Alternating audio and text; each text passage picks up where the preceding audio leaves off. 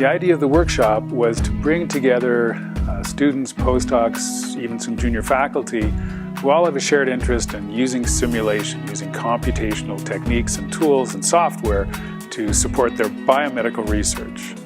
The goal of this workshop is to integrate a lot of the software that we've developed on the ski side of things with the software that, for instance, Rob McLeod uses for bioelectricity simulations and the software that we use for computational biomechanics. And so try to put together a pipeline so that we can go from images all the way through to simulations and post-processing. We're trying to kind of indoctrinate a new set or a new generation of simulation scientists.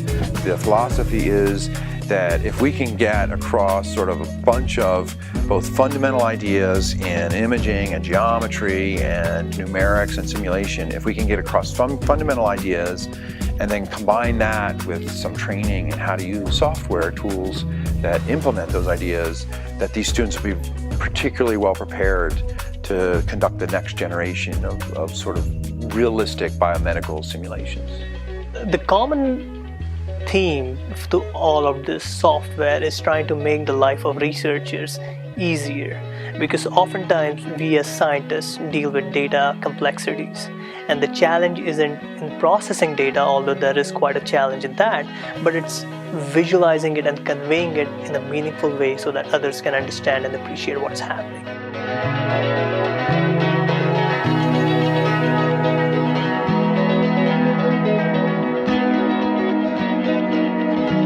Unique feature of this particular course, which is really a 2-week-long course, is that we have enough time to provide the background, to explain where the algorithms come from, some of the ideas behind the algorithms, some of the basic principles behind the elements that make up a complete set of tools that anybody in this domain really has to know how to use.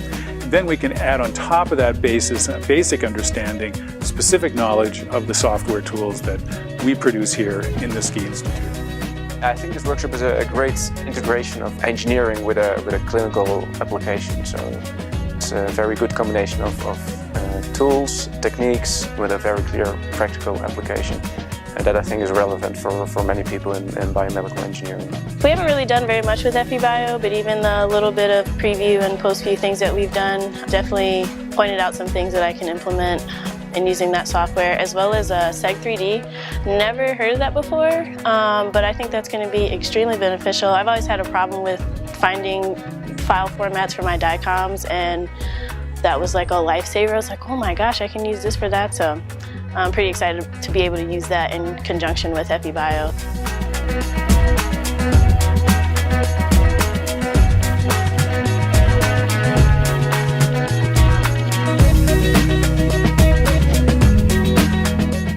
Two different groups that came together to put this course together. One group is called the Center for Integrative Biomedical Computing, the CIBC. And then there's another group, the Musculoskeletal Research Lab, or MRL.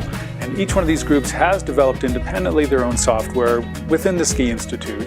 And we decided that bringing those two groups together could provide a really comprehensive and powerful set of tools that a lot of biomedical simulation researchers can benefit from. And that's how we've really structured the course. My biggest goal for this workshop personally is to learn the open source software, to include it in a course on simulation and modeling. I'll probably be using nearly all of the software, all the way from image processing to finite element modeling for that course. So students will have access to open source software that they can run on their computers anytime and anywhere. It's been great to get to know people from all over the world. I was hiking with people from the Netherlands and Belgium. We had a very full day of hiking yesterday.